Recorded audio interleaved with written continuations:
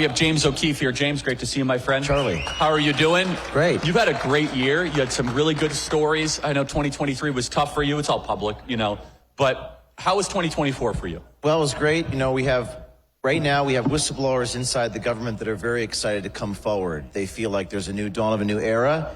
And with this new administration, I think maybe they'll be protected. We'll see. And then we also have people in the deep state we're exposing right now. So that's an interesting point. So can the president, by executive order, or at least instruct his DOJ to expand whistleblower protections? I think the executive branch of government can be helpful to ensure they're not retaliated against.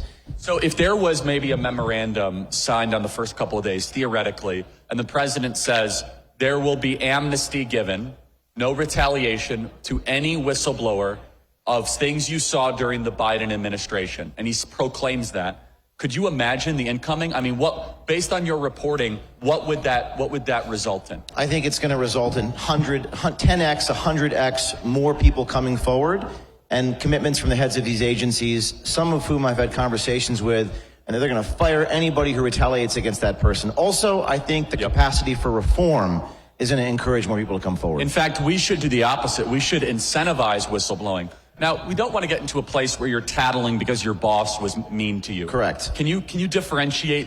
That's a very important distinction. I think people who are witness to crimes, corruption, like, for example, at the IRS, if you've seen people, targeted because of their politics, that's illegal. If you have evidence of that, incontrovertible video recordings or images, that's what we're looking for. So talk about some of your recent reporting that you have found. You had a guy on the National Security Council who basically said Biden is a corpse. Am I correct? He said Biden is dead. This guy's he's a former spy, National Security Council at the White House. Worst espionage ever. A lot of deep state actors in the government, Charlie. If you're one of the good guys, blow the whistle. If you're one of the bad guys, you might be on a date with one of my swipers.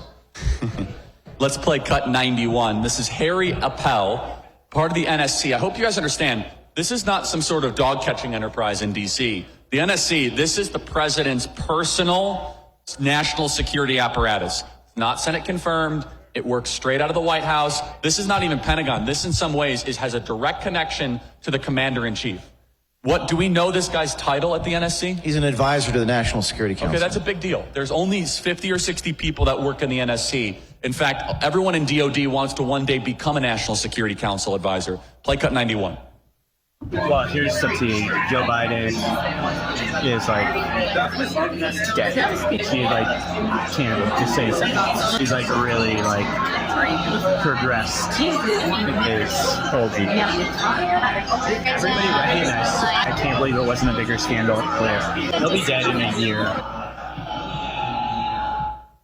So, for those that couldn't hear, what was he? Can you transcribe that for us? He was saying that Biden is dead, quote, dead, and can't complete a sentence. And then he says he's concerned that Trump is going to come after them. I say, maybe they should come after them, because you work for the National Security Council and you're talking in a public restaurant to a stranger about this. The Wall Street Journal says how the White House functioned with a diminished Biden in charge. That's a nicer way to harmonize with your reporting. By the way, this is the power of James O'Keefe. James O'Keefe comes out with this story and then creates the intellectual permission for the Wall Street Journal to write that. That's right. Have you seen that pattern before, James? I think they're not willing to do what I do, but I mean, none of this shocks people. It's not surprising, but it's confirming, Charlie. And like I said, 2025, the year of the whistleblower. If you're a good guy, come forward. If you're a bad guy, be careful. I'm going to get to work on this. I think I'm going to tell the president and his team, we need to have a 90-day whistleblower amnesty program. Yes. And James, is your team prepared to have the incoming?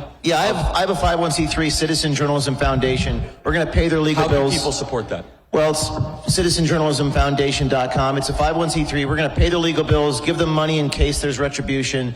And I think, Charlie, exactly that. The executive branch of government, if there's any way that they can be protected, because congressional whistleblower, they don't really enforce that.